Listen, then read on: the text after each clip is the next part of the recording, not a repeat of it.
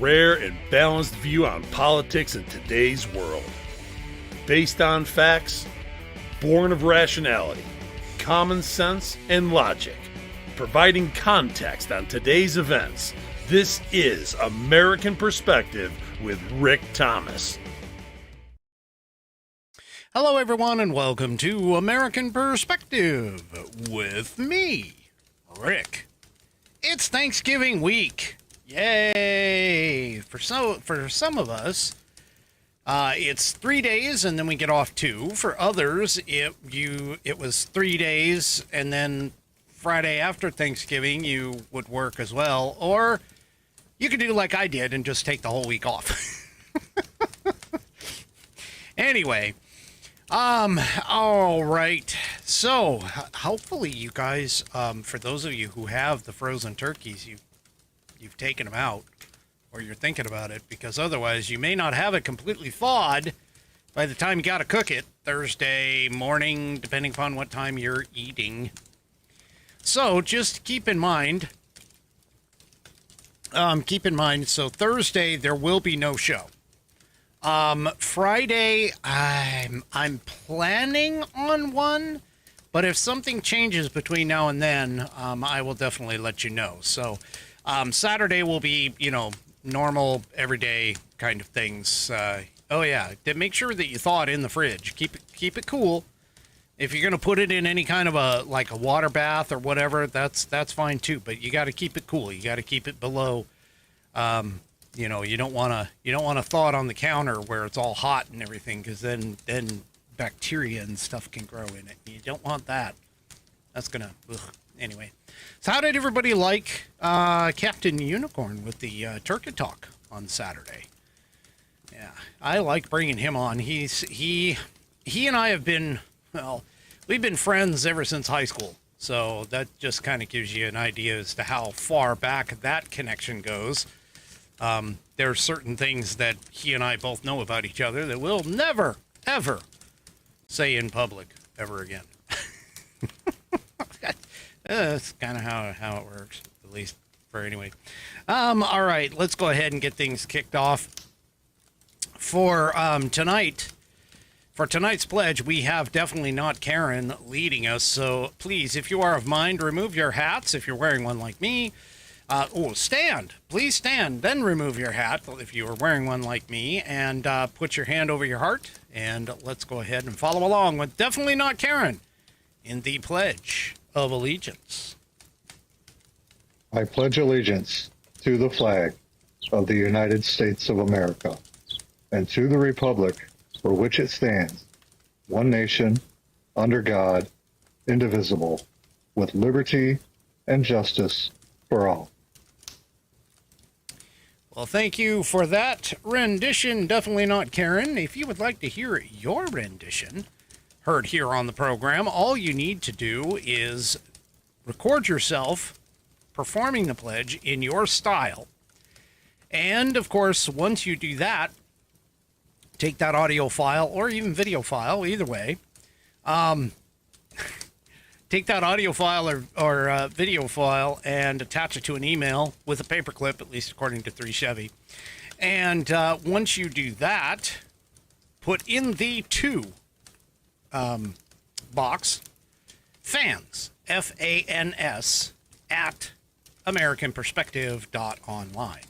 That's fans at AmericanPerspective.online. Oh, now 3 Chevy is telling you to staple it. Whatever. I can never get that right.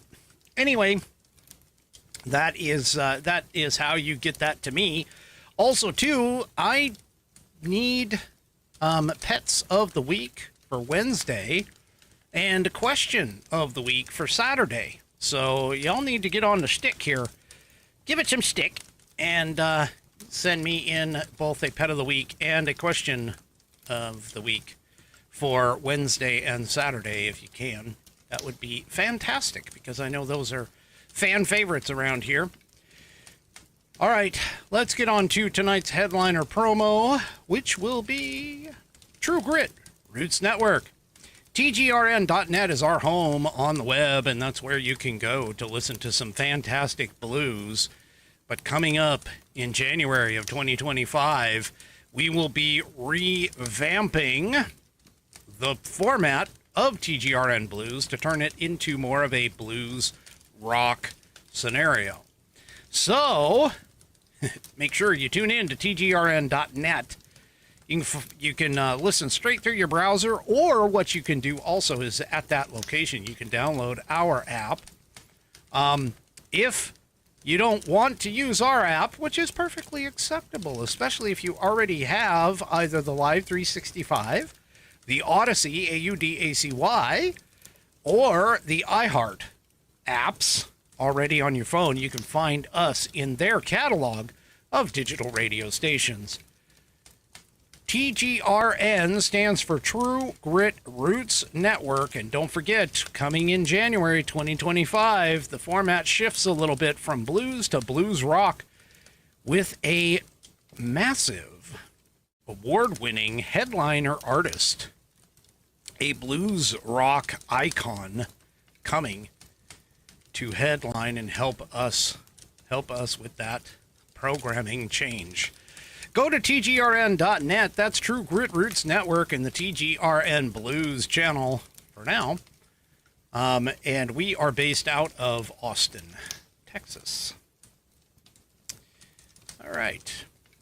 So, we had some wonderful news, although not unexpected, but wonderful news come out today, which, again, not unexpected. For anybody that was paying attention, of course, this was essentially a foregone conclusion, realistically. You know, I mean, it was all made up. It was all political. And the fact that Jack Smith is dropping the charges against Donald J. Trump, and also dropping, by the way, his appeal of the case as well. Because he is doing that, you can bet and you can know that this is literally political persecution. That's all it was. That's all it was.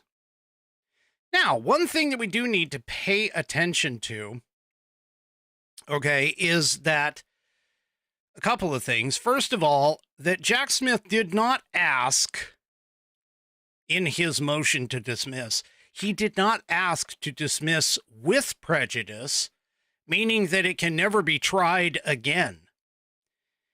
In this case, he is doing it without prejudice. Now, usually without prejudice is the normal way to go. But a lot of the leftists are glomming onto that and thinking, oh, well, maybe we can find a way, or we can, it can happen after Trump leaves.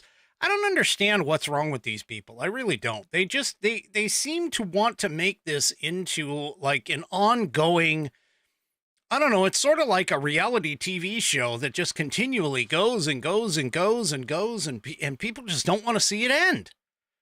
It's like, look, we know the reasons why. We know this was all BS to try and keep Trump from running. It was designed to scare him. It was designed to keep him out of the White House. It was designed to make the less informed figure that, oh my gosh, he's done now.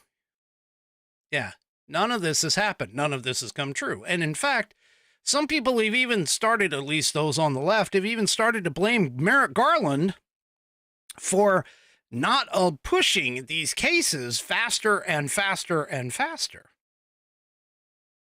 And there's a reason why they kept him in under wraps and kept him moving slow. It was a scare tactic, folks. That's all it was. I highly doubt they had anything on him whatsoever in order to try and get him to, get blamed.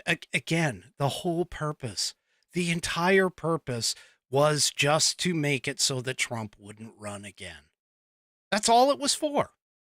And that's what this means.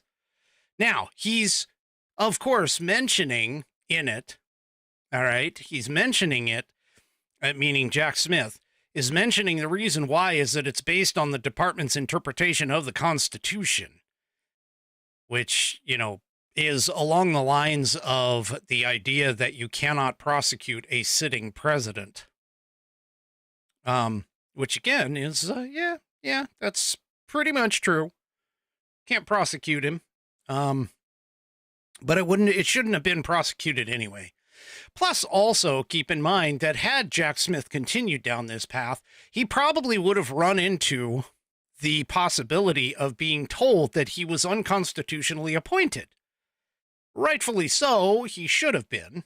Eileen Cannon immediately just, went ahead and, dismissed it because of it. But his appeal was trying to appeal that decision, and he's dropped that as well. So, Judge Chutkin, so first of all, Special Counsel Jack Smith, this is from the Epoch Times, on November 25th, dropped the charges in his election interference case. So that was the one that's in D.C. And then he also moved to drop his appeal of the judge's decision in the classified documents case down in Florida. All right. In the 6-page court filing in a Washington federal court, Smith's team wrote, "The Department of Justice has long argued that the Constitution requires that this case be dismissed before the defendant is inaugurated." And Judge Chutkin, of course, hours later, agreed to drop it. This outcome is not based on the merits or strength of this case against the defendant, the filing states. So he's trying to, say, well, this isn't because of this, I'm being forced to do it. Yeah. Dude, you didn't have anything in the first place. That's all there is to it. You didn't have it. Anyway, his office said that the prosecutors have conferred with Trump's attorneys who indicated that they do not oppose the government's motion. This was a foregone conclusion here, people. This literally was. It was foregone. It was before the case was even filed. We knew this was where this was going to end up, was that it was going to get dismissed. Now, why it was going to get dismissed was up in question. But, yeah, anyway. At the same time, in the federal appeals court, Smith also stated he is dropping his appeal of U.S. District Judges Eileen Cannon's July decision to dismiss the case that accused the president-elect of illegally retaining classified records and obstructing an investigation. He said in that filing, dismissing the appeal as to defendant Trump will leave in place the district court's order dismissing the indictment without prejudice as to him. But his appeal that he's got concerning two other defendants in the case, which are Walt Nada and Carlos de Oliveira, will continue because, unlike defendant Trump, no principle of temporary immunity applies to them.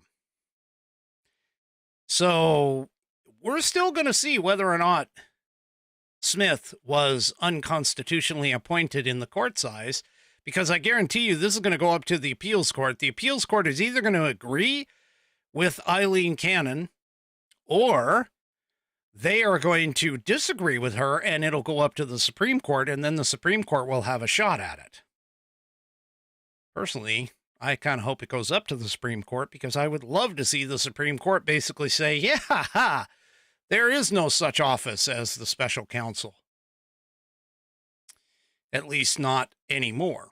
Now, you'll recall, and I told you this, that it was an office, a Congress statute that created the office, and that Congress had allowed the office to exist up until 1999, when they allowed the bill or the law that had created that office to expire. Now, of course, the question has to be asked, if the office of the special prosecutor were to even exist constitutionally today, whether or not that would be considered a primary office or a secondary office. Because remember, in the Constitution, if it is a primary office, it has to have confirmation of Congress, consent, and advice and consent, just like the president's cabinet members have to be. And so the question would end up being then, if it was a secondary office, not a primary one, but a secondary office that was created by the DOJ, then why is it that the DOJ would hand him or her, the special prosecutor, these virtually unlimited powers to go after a sitting president? Would that be considered constitutional? And it's not. It wouldn't be, because you can't have a lower level office be able to go after a higher level office. Just not something that is going to be available. So, yeah, this is, again, this is not 100% over, but it definitely is. In the case of Donald Trump can move on, for the moment anyway, at least until he gets out of office in 2027. Or 2028. Sorry, my bad. 2028.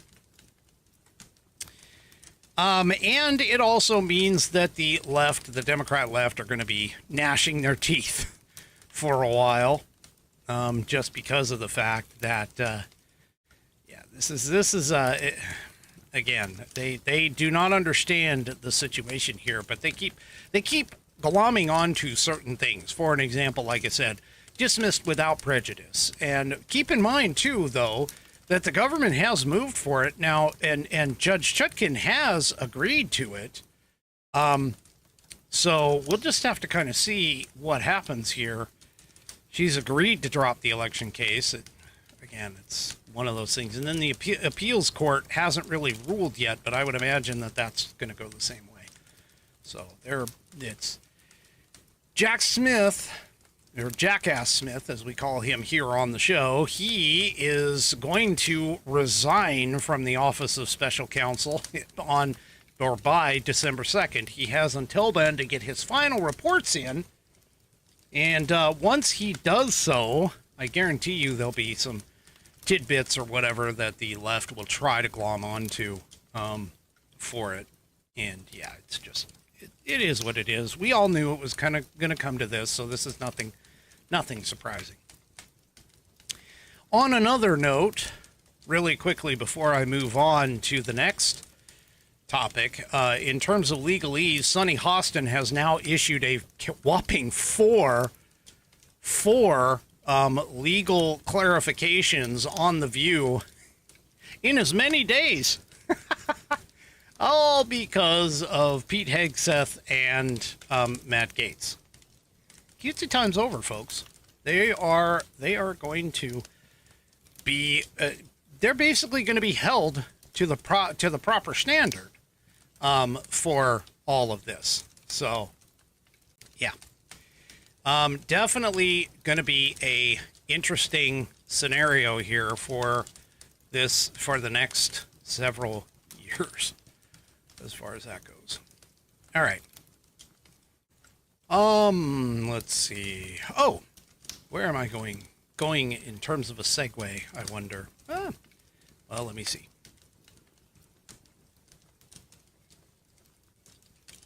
Quick drink to wet the whistle. And no, it's not alcoholic. Not yet. Anyway, so one thing that the left keeps talking about is the fact that Trump's win was not a mandate. That Trump's win was not a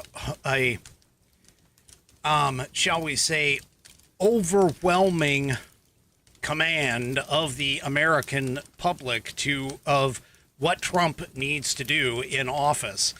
They keep, and again, this is the left, they keep whining about the fact that no, 50%. He didn't get 50%.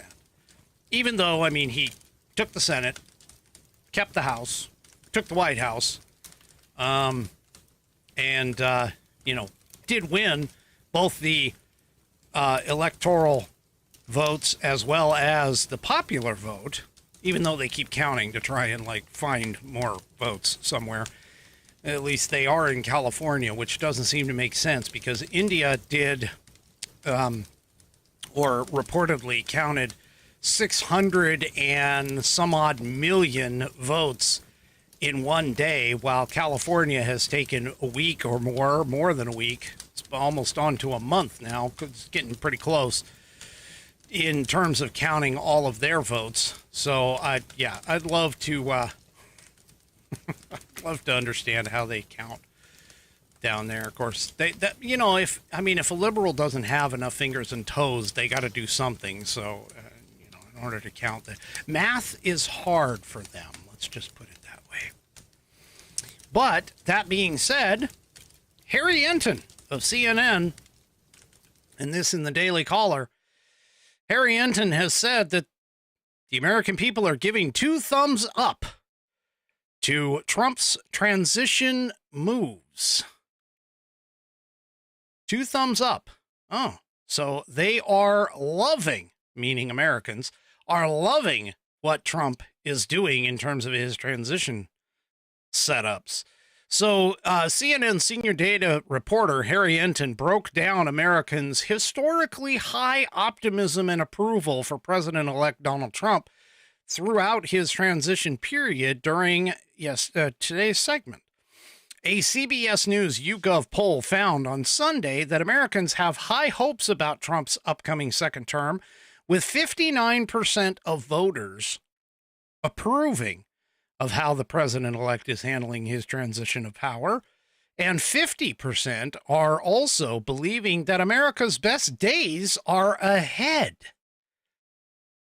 They're ahead of us. The president-elect's net approval rating jumped from +1 points to its current +18 points since his first transition in November of 2016, indicating that Americans are in love with the new transition and are willing to give Trump the benefit of the doubt, according to Harry Enton. He says, well, here, let's just take a listen to what Harry Enton has to say. Making his way back and forth to me now. I'm going to try and stay on my side of the screen. Yeah, please do. Please do. Distance. This space is here for a reason. Yes. How do Americans view this transition process now versus they did last time around? Yes, Mr. Omar. Take a look here. President Trump's transition net approval. You go back to November of 2016. Look at this. It was just at +1 point. Just at +1 point. That is well below the historical norm. Look at where we are today. Significantly higher. +18 points. That's 17 points higher on the presidential transition net approval rating. The bottom line is this. If 8 years ago Americans were lukewarm on Donald Trump, at this particular point, they're giving him much more the benefit of the doubt. A lot more Americans are in love with this transition. This much more meets the historical norms where normally presidents get that boost coming out of their victory. And what we're seeing here is Donald Trump's presidential transition is getting a thumbs up, and dare I say, 2 thumbs up from the American people. And, we're still on. Harry sounds like he's a little shocked about this. I don't know how they can figure this. How is it possible that they can figure that this wasn't going to be the case? People have had 4 years of the disaster that is the Democrat Party, especially the Democrat Party of today. And because they are having that, or they have that in their minds, fresh in their minds, this is why. So Americans, according to the piece here, Americans are also more optimistic about Trump's upcoming presidency in comparison to 2016, Enton continued. In December of 2016, 46% of Americans were optimistic and or excited about the future, while 53% were concerned, but those numbers have since flipped in today's present day. Look at where we are now. The shoe is on the other foot, Enton said. 53% of Americans are excited or optimistic. It's flip-flopped. Where a narrow majority 8 years ago were scared or concerned about the upcoming Trump term, now we see the majority is excited or optimistic about the Trump term. Do you think that could have something to do with the fact that the Democrats showed how moronic they are and how they can't run the country very well? People, you need to understand and remember, we had, out of the last 16 years, 12 of them have been under Democrat control. And by that, I'm talking about the Obama era, which was 8 years, and the 4 years under Joe Biden. And in between those 12, we've had 4 years. So this is almost a full generation that was under Democrat control that all of a sudden realized that, hey, you know what? Those 4 years under Trump, man, they really weren't that bad. And in fact, they were really good in comparison to the last 12 or the other 12 out of 16. Maybe we should give that guy a try again. And this time, instead of handing him a Democrat Congress, we're going to hand him a Republican Congress. And that's exactly what the voters did. In fact, the voters did it so much, Trump gained votes everywhere, which is, again, another sign that this is a mandate, that the American people are done with the Democrat crap, and it's time to get in and work this stuff out. This in the Bongino, at Bongino.com, I should say, but I think it's in the Bongino report. But anyway, they did an analysis of how many votes Trump gained in every state. Take a look at this list. Here's the list of states where the shift was above 100,000 votes to Trump. Michigan, Pennsylvania, Tennessee, Arizona, Virginia, Maryland, Ohio, South Carolina, Georgia, Connecticut, and North Carolina. Now, what do you see about that list that's here? Here, let me zoom it in for you. What do you see about that list? Well, there's a few or a couple states in there that are not normally Republican states. They're blue states. They're states that are typically Democrat, including the blue wall. Pennsylvania, Michigan. Okay?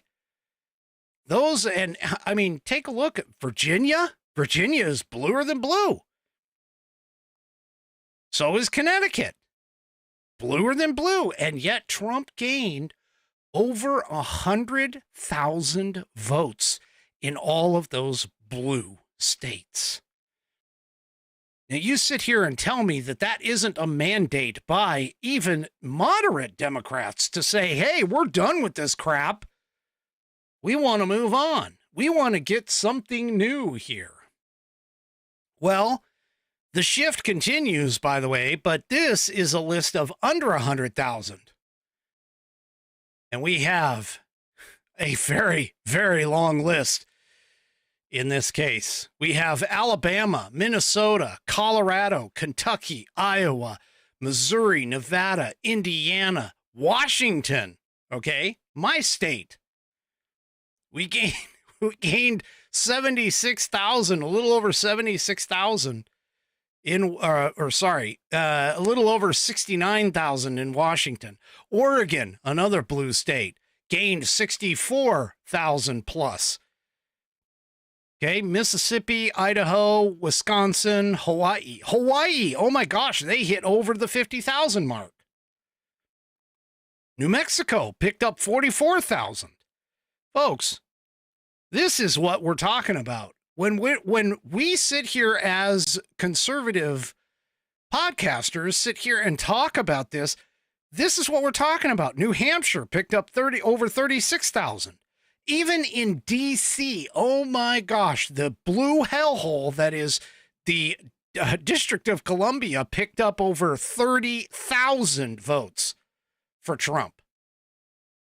And you mean to sit here and tell me with a straight face that this guy does not have a mandate, I call complete BS on all of this.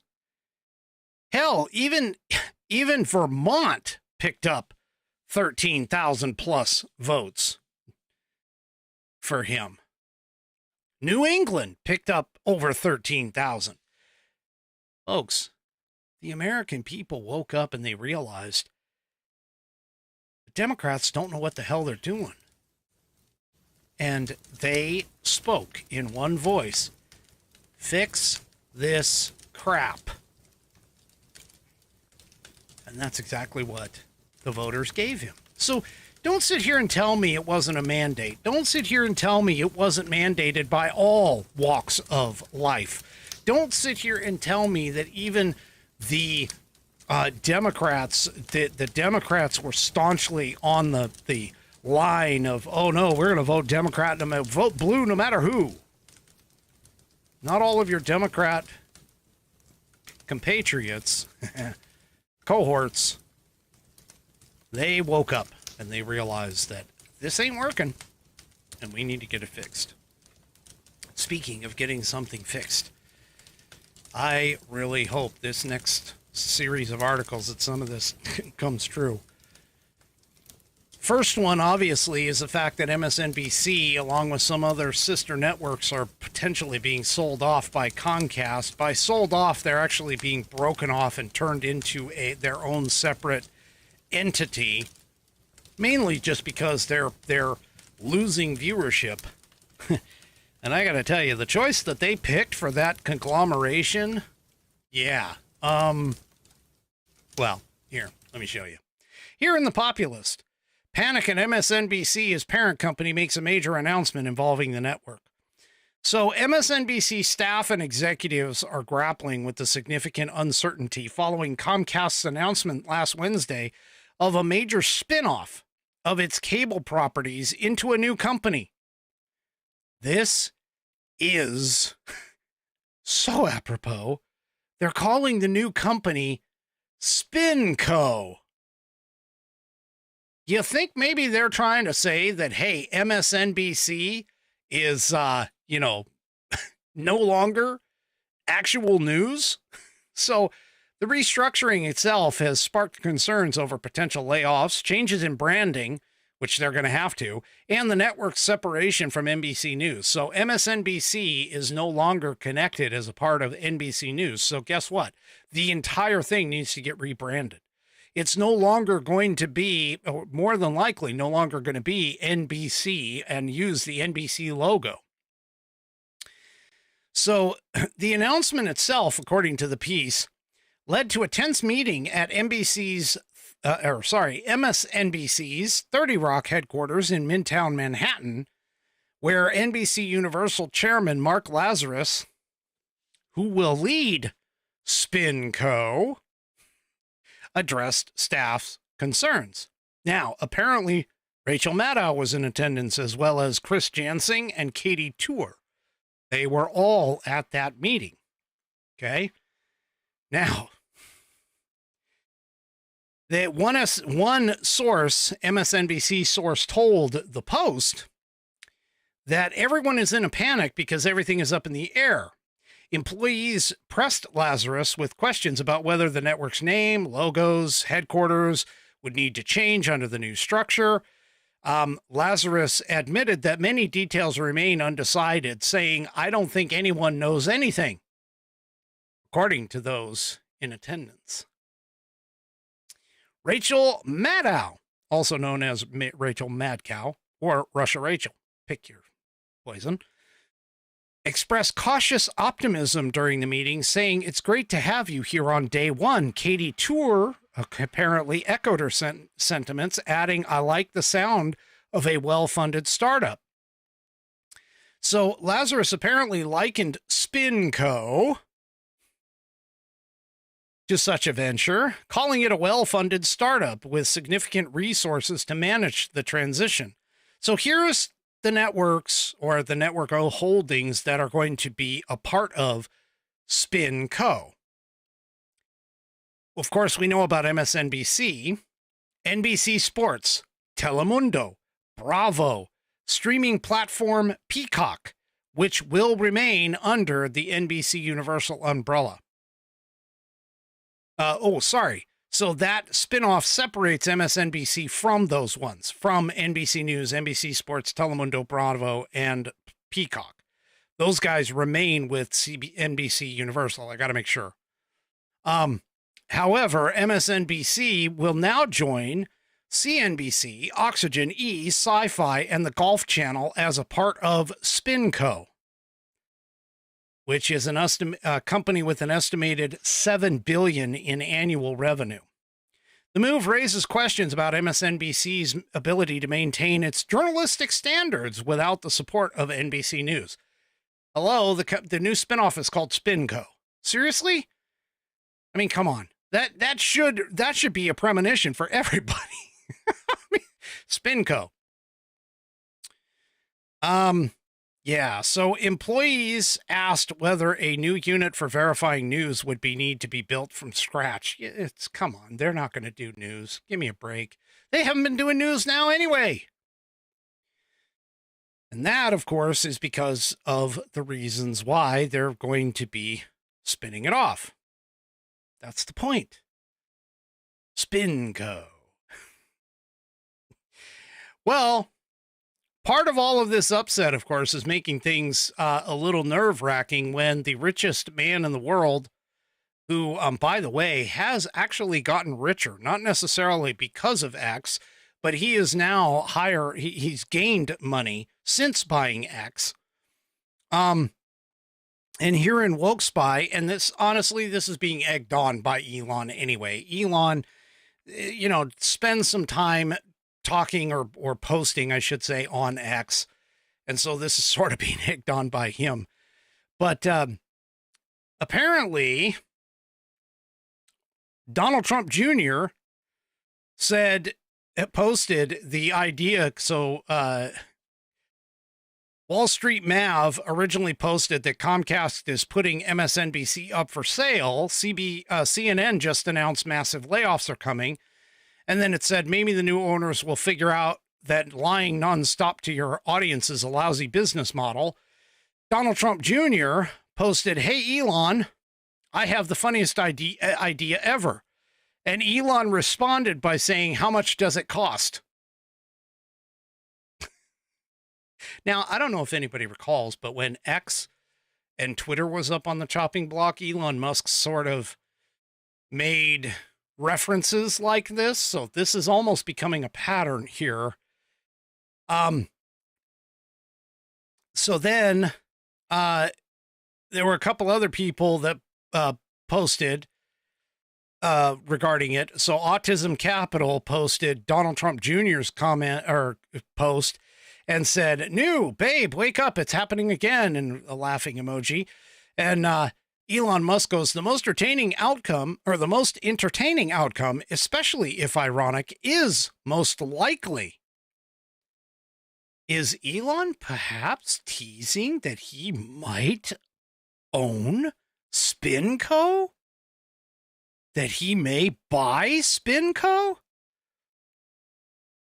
Like I said, the initial interest in Twitter kind of ran along this exact same lines.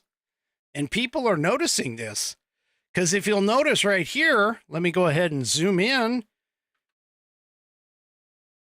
Elon posted, "I love Twitter." Dave Smith responded and said, "You should buy it then." And Elon goes, "How much is it?" Is it possible? Could we possibly end up with a television station or series of television stations?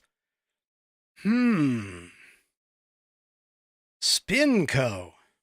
So, Coco, I know you came in a little late. SpinCo is the new spin-off name of MSNBC, E, and a couple of other places as well.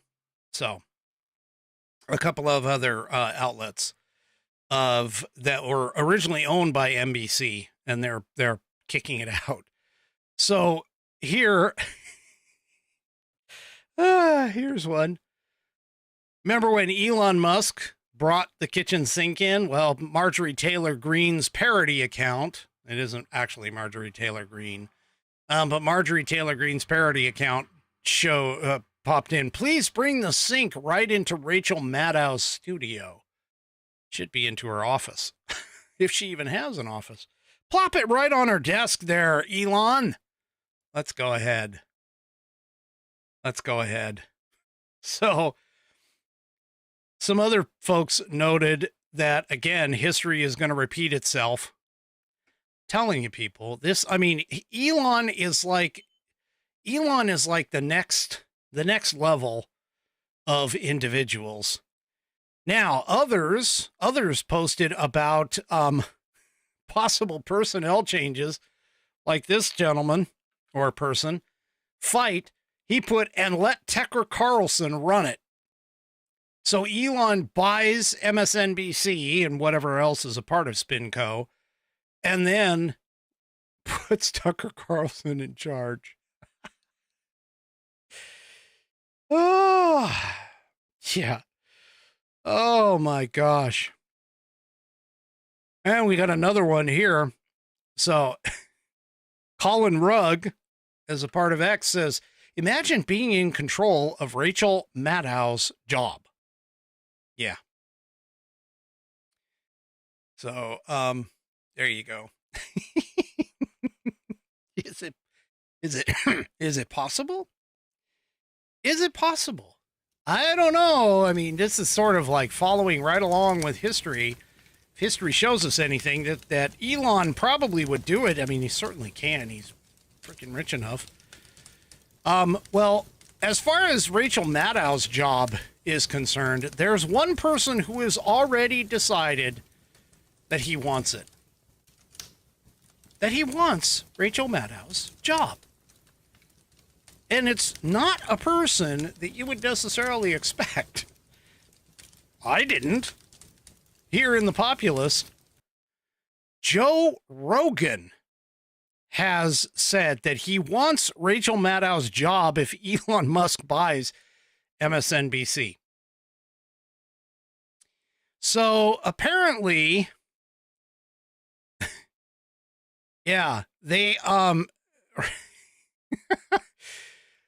the netizens. Oh, and here's another post by Elon. Just keep in mind, he kind of, this is a little odd, but he's got, for those who are on the audio portion of the program, there's a picture of a woman with her skirt up, and then there's MSNBC covering her privates, and then there's a what is presented to be kind of a pious man who basically has the label on him saying Elon Musk trying not to buy MSNBC.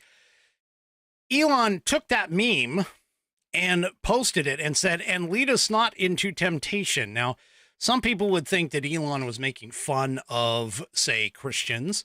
But honestly, he's just,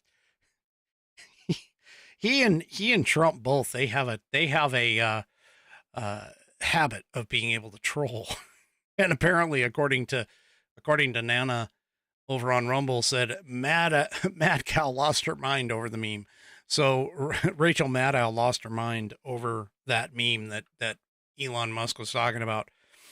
But Musk, of course, in posting that, is kind of admitting the fact that he is feeling like, yeah, maybe I should. Which, again, is just fueling the fire, this whole idea of Elon Musk buying MSNBC. So, I mean, again, it's... Joe Rogan apparently asked for one of the network's prime slots, the Rachel Maddow Show. The host of the self-titled show was very vocal in pushing the debunked Trump-Russia conspiracy to rig elections. So here it is. Here's the post. Joe Rogan. If you buy MSNBC, I would like Rachel Maddow's job. I will wear the same outfit and glasses, and I will tell the same lies.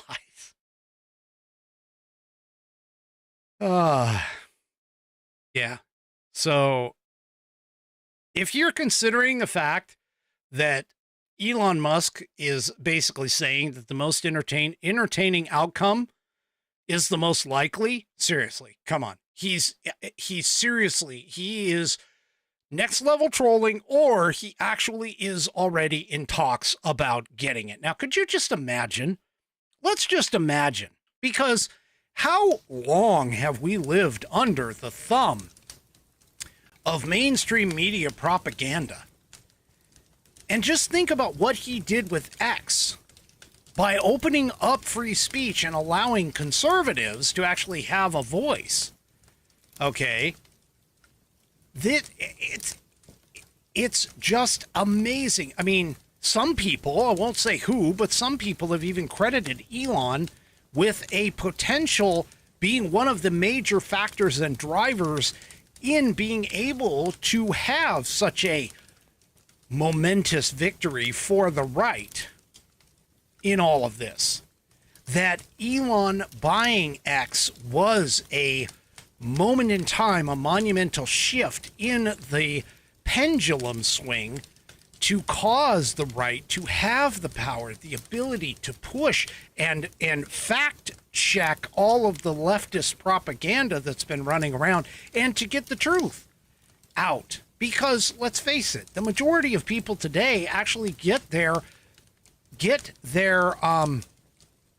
news from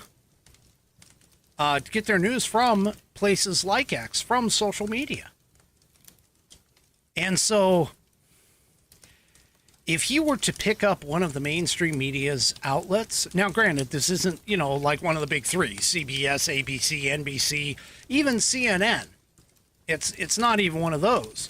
But could you imagine what would happen if MSNBC was purchased by Musk and Musk had a mandate that everything there had to actually have journalistic integrity, and that they would have to make sure that they didn't do the things like what is happening on The View with Sonny Hostin?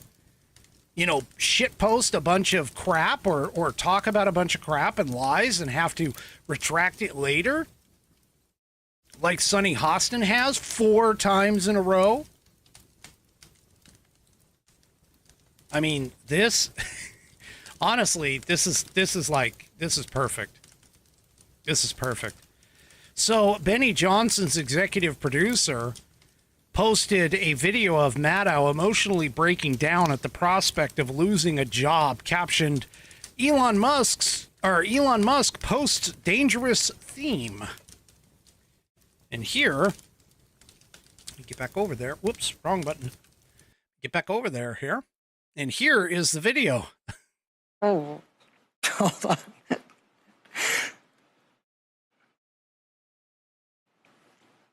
To at least 3.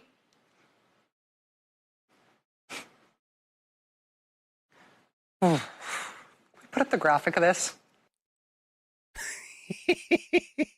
I think I'm going to have to hand this off. Yeah. Sorry. That does it for us tonight. We'll see you again tomorrow. No. Oh, she is really upset. Now, keep in mind, she just, by the way, re-upped her contract, I think. Yeah, she recently signed a new contract with the network despite the appalling ratings and the network's plummeting popularity. She reportedly got $5 million cut to make $25 million per year. She seemingly cried at the prospect of Musk taking over MSNBC and replacing her. Yeah. So anyway. By the way, Musk apparently assured Rogan that he would get the job if he decided to buy the network. He was like, deal.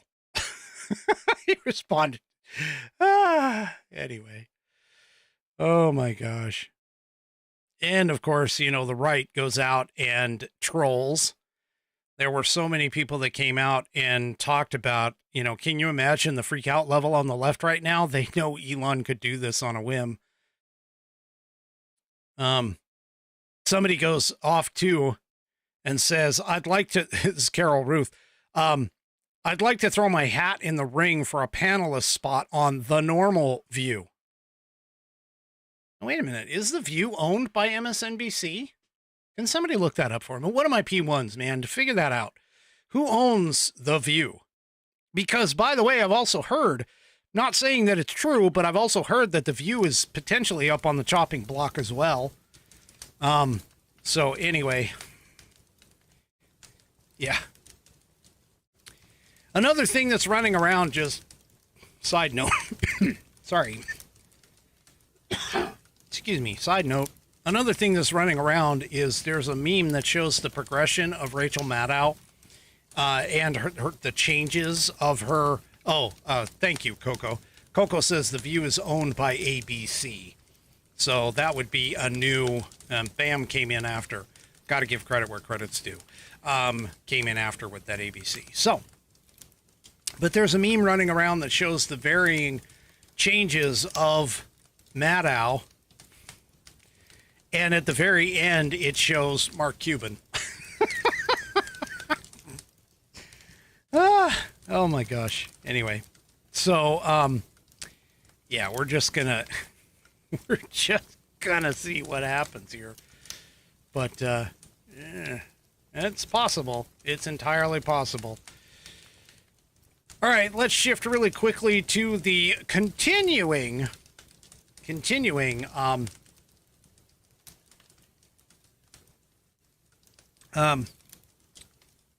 continuing saga of the immigration stuff. So Homan, again, not messing around at all. This from Mediaite. Just, yeah. Tom Homan confirms that Trump will slash funds to states not willing to cooperate on mass deportation plan. Well, it's not like they have much of a choice.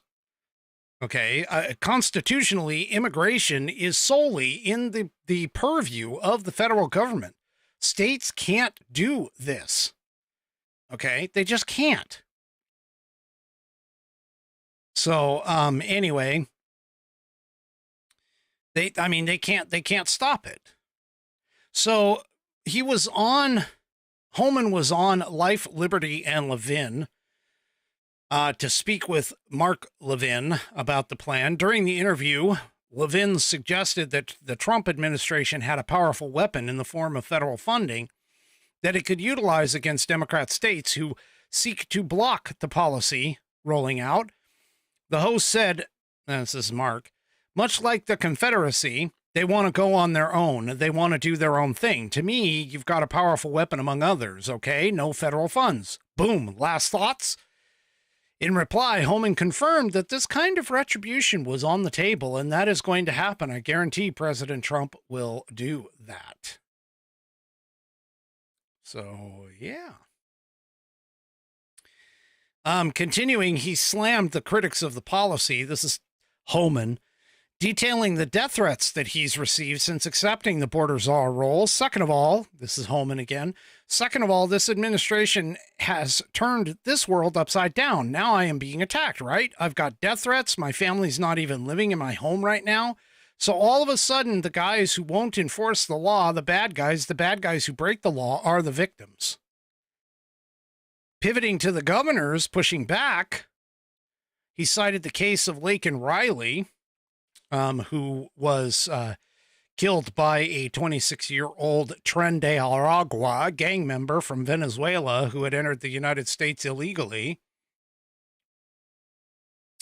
and said, for those mayors and those governors who say they are going to stop ICE from doing their job, stop me from doing this job, listen to the Laken Riley tape. Listen to the 17 minutes of this girl suffering, fighting for her life, fighting for her breath. This little girl did not want to die. She fought like hell. Listen to that tape. That happens every day across this country at the hands of an illegal alien.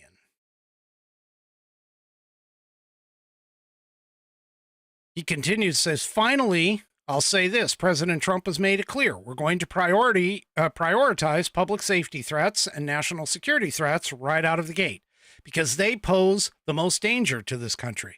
What governor or mayor doesn't want public safety threats and national security threats out of their neighborhoods, out of their communities? That's their number one responsibility. So you can hate Trump all you want, but you've got to love your community more than you hate President Trump. And dopey Denver mayor, this in the Populist, Mike Johnson, is ready to go to jail to protect illegal immigrants from deportation. Seriously? Yeah, well, the mayor of Denver City, Colorado, Mike Johnson, claims he's willing to go to jail to prevent the deportation of illegal immigrants. Yeah, that's not gonna go well. But here it is, in his words. About civil disobedience, you've mentioned that a couple of times now. Would you be willing to participate in those as the mayor of Denver? Would you be willing to go out and protest these things? I would. If I believe that our residents are having their rights violated, if I think things are happening that are illegal or immoral or un-American in our city, I would certainly protest it. And I would expect other residents would do the same. Trump's new borders czar, Tom Homan, has said that he is willing to arrest leaders like yourself for standing in the way of these policies that they want to enact. Would you be willing to go to jail for these things? Yeah, I'm not afraid of that. And I'm also not seeking that. I think the goal is we want to be able to negotiate with reasonable people how to solve hard problems. Republican and Democratic presidents in the past have all tried to find solutions to these problems. President Reagan helped people get access to work so they could stay and support themselves. Biden and Harris worked on restricting entry at the border to close down. There are a lot of ways to approach this problem. We don't think it has to come to this. But yeah, I think when you look at, Ralph Carr has always been one of my heroes. He was the governor who, in the middle of the internment of Japanese Americans, said this was the wrong thing to do. And he stood up. It was unpopular. People were mad at him about it. That was in the middle of wartime. If the president or any of his actors are going to do things that we think are illegal or immoral or un-American, we'll stand up against those.